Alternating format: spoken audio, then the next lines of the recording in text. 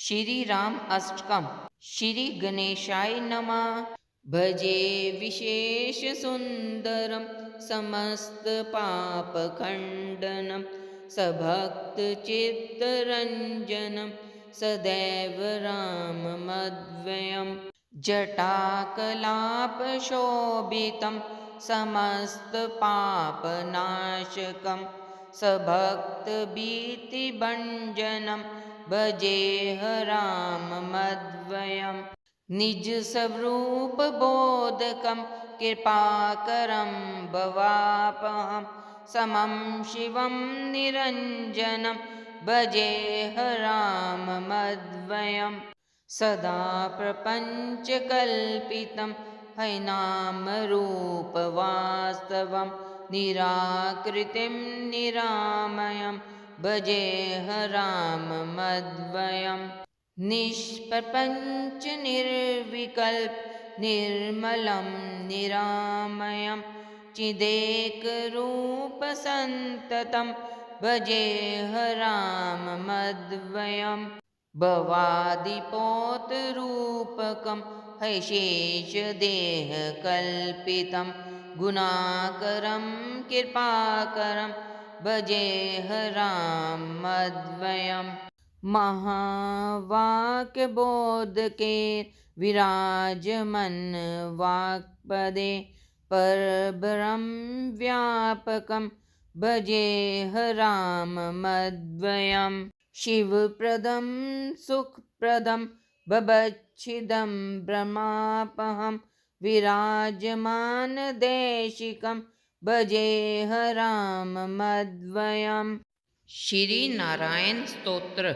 श्री गणेशाय नमः।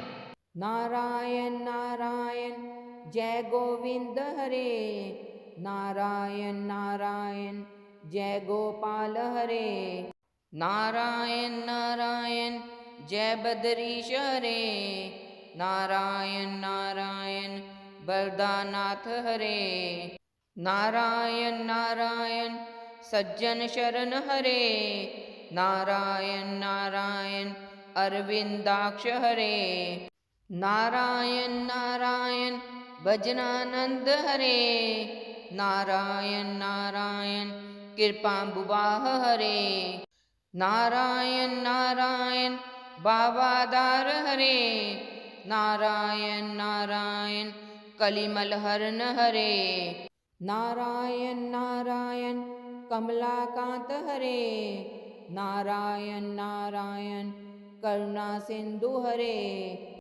नारायण नारायण वत्सल हृदय हरे, नारायण नारायण नतजनपाल हरे, नारायण नारायण सुखराकेश हरे, नारायण नारायण पूरित काम हरे, नारायण नारायण मंगलाधाम हरे, नारायण नारायण कंसाराति हरे, नारायण नारायण चित्तकमलार्क हरे, नारायण नारायण समवितसार हरे, नारायण नारायण आनंदाब्धि हरे, नारायण नारायण सुखितानंत हरे। श्री कृष्ण अष्टकम। श्री गणेशाय नमः। ओम वसुदेवं सुतं देवं कंसचानूरमर्दनं देवकी परमानंदनं कृष्णं वंदे जगद्गुरुम् अत्सि पुष्पसङ्काशं हारनुपुरसुशोभितं रत्नकङ्कणकैयूरं कृष्णं वन्दे जगद्गुरुम् कुटिलालङ्कसंयुक्तं पूर्णचन्द्रनिबाननं विलसत्कुण्डलधरं कृष्णं वन्दे जगद्गुरुम् मन्दारगन्धसंयुक्तं चारुहासं चतुर्भुजं भैरीपीच्छावचूडागं कृष्णं वन्दे जगद्गुरुम् उत्फुल्लपदं पत्राक्षं नीलजीभूतसन्निभं यादवानां शिरोरत्नं कृष्णं वन्दे जगद्गुरुम् रुक्मिणीकेलिसंयुक्तं पीताम्बरसुशोभितं अवापतुलसीगन्धं कृष्णं वन्दे जगद्गुरुं गोपिकानां कुचद्वन्द्वं कुङ्कुमाङ्कितवक्षसं श्रीनिकेतं हेशवासं कृष्णं वन्दे जगद्गुरुं श्रीवत्साङ्कमनोरस्कं वनमाला विराजितं शङ्खचक्रधरं देवं कृष्णं वन्दे जगद्गुरुं कृष्णाष्टकमिदं पुण्यं प्रातरुत्थाय ये पठे कोटिजन्म कृतं पापं स्मरणे विनश्यति इति श्री कृष्णाष्टकं संपूर्णम्। जय श्री कृष्ण। राधे कृष्ण। श्री गणेशाय नमः। अयोध्यापुरनेतारं मिथिलापुरनायिकां राघवानामलङ्कारं विदेहानां लङ्क्रियां रघूनां कुलदीपं च निमीनां कुलदीपिकां सूर्यवंशसमुद्भूतं सोमवंशसमुद्भवां पुत्रं दशरथस्याद्यं पुत्री जनकभूपते वसिष्ठानुमताचारं सतानन्दमतानुगां कौशल्यागर्भसम्भूतं वेदीगर्भोदितां सव्यं पुण्डरीकविशालाक्षं सफुल्दिन्दिवरेक्षणां चन्द्रकान्ताननामभोजं चन्द्रबिम्बोपनाननां मत्तमातङ्गगमनं मन्तहंसबदुगतां चन्द्रनार्दभुजामध्यं कुम्कुमार्धकुचस्थलीं चापालङ्कृतहस्ताभजं पद्मालङ्कृतपाणिकां शरणागतगोप्तारं प्रणिपादप्रसादिकां कालमेघनिभं रामं कार्तस्वरसम्प्रभां दिव्यसिंहासनासीनं दिव्यसर्गवस्त्रभूषणाम् अनुक्षणं कटाक्षाभ्याम् अन्योन्यशनकाक्षिणो अन्योन्यसदिशाकारो त्रैलोक्यग्रहदम्पती इमो युवां प्रणम्याहं भजाम्यदं कृतार्थताम् अन्येन स्तौति यः स्तुत्यं रामं सीतां च भक्तिः तस्य तो तनुतां पुण्या संसम्पदां सकलार्थदा एवं श्रीरामचन्द्राय जानक्याश्च विशेषतः कृतं हनुमता पुण्यं स्तोत्रं सद्यो विमुक्तिदं यः पठेत् प्रातरुत्थाय सर्वान् कामान् वाप्नुयात् इति श्री हनुमत्कृत सीतारामस्तोत्रं संपूर्णम्। श्री राधा कृपा कटाक्ष स्तोत्रम्। मुनीन्द्रवृन्दवन्दिते त्रिलोकशोकहारिणि प्रसन्नवक्रपङ्कजे निकुञ्जभूविलासनि भजेन्द्रभानुनन्दनि भजेन्द्रसूनुसङ्गते कदा करिष्यसि मां कृपाकटाक्षभाजनम् अशोकवृक्षवल्लरि वितानमण्डपस्थिते प्रभाजवालपल्लव प्रभारुणादिकोमले भराभये सफोत्करे प्रभुत्सम्पदायले कदा करिष्यसि मां कृपाकटाक्षभाजनम् अनङ्गरङ्गमङ्गल प्रसङ्गभङ्गुरब्रुवा सुविभ्रम समभ्रम दिगन्तवानपातने निरन्तरं वशीकृत पतितनन्दनन्दने कदा करिष्यसि मां कृपाकटाक्षभाजनम् तडितस्वर्णचम्पक प्रदीपगौरविग्रहे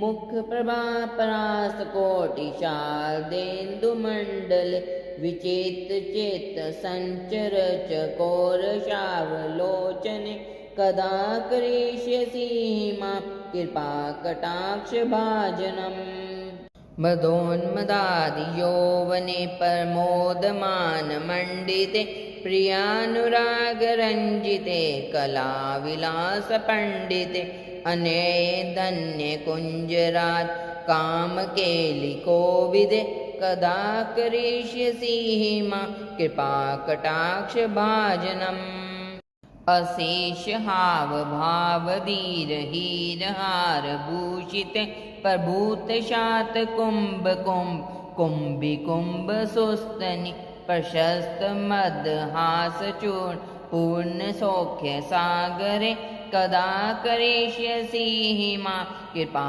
कटाक्ष भाजनम् मृणाल बाल बल्लरी तरंग रंग दौलते लता गलास्य लोल नील लोचना बलोकने ललल्लुल मिलन मनोज्ञ मुग्ध मोहनाशिते कदा करिष्यसि मां कृपा कटा भाजनम् सुवर्णमालिकाञ्चिते तिरेख कम्बुकण्ठगे त्रिसूत्रमङ्गली गुणतिरत्नदीप्तिदीतिते सलोल नीलकुन्तले प्रसूनगुच्छगुफिते कदा करिष्यसि मां कृपाकटाक्षभाजनम् नितम्बबिम्बलम्बमान पुष्पमेखलागुण प्रशस्तरत्नकिङ्कणीकलापमध्यमञ्जुले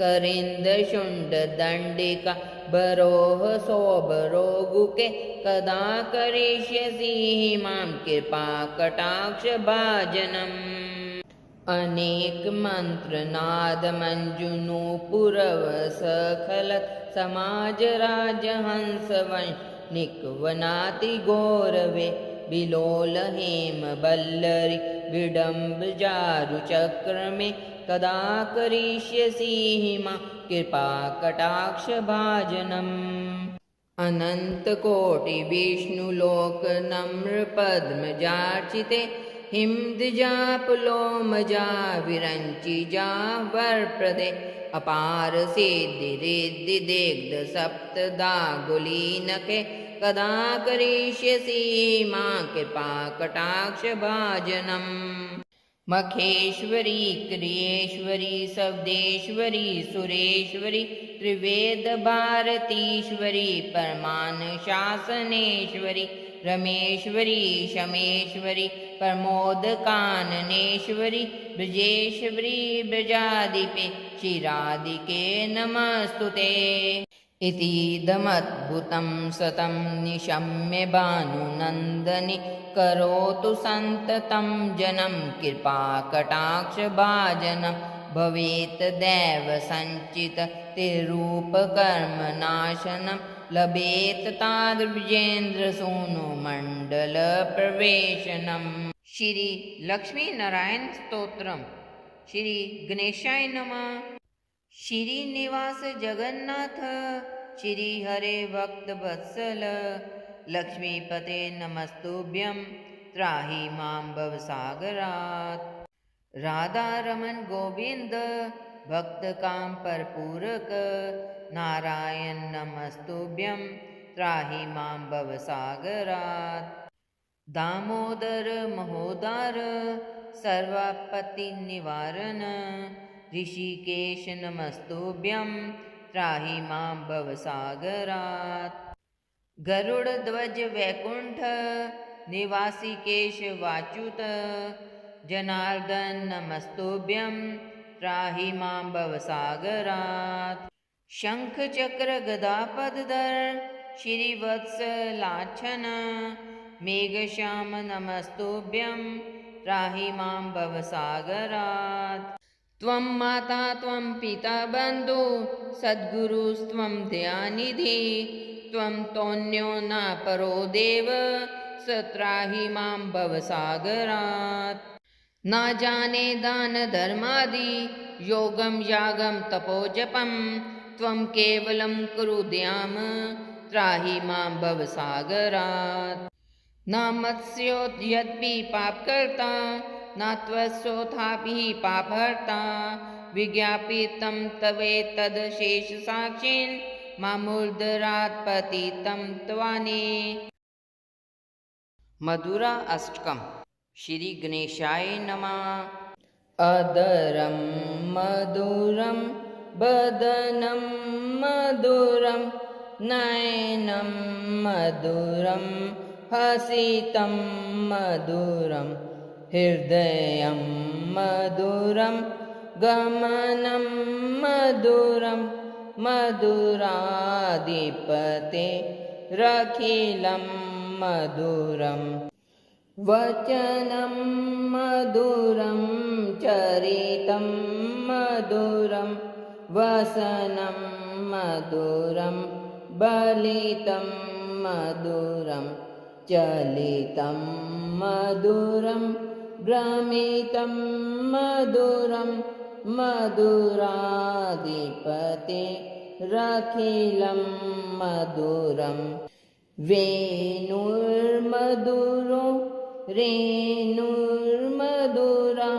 पाणिर्मधुरा पादो मधुरो नृत्यं मधुरं सङ्ख्यं मधुरं मधुराधिपते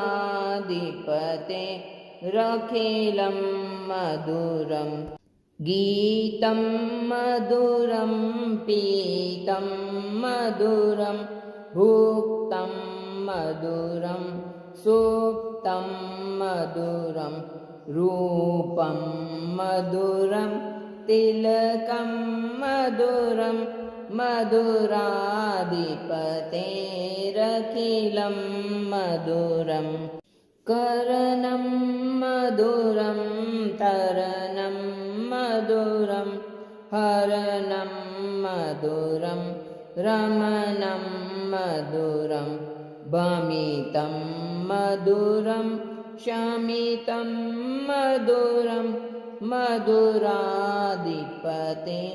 रखिलं मधुरम् गुञ्जा मधुरा माला मधुरा यमुना मधुरा वीची मधुरा सलिलं मधुरं कमलं मधुरं मधुराधिपते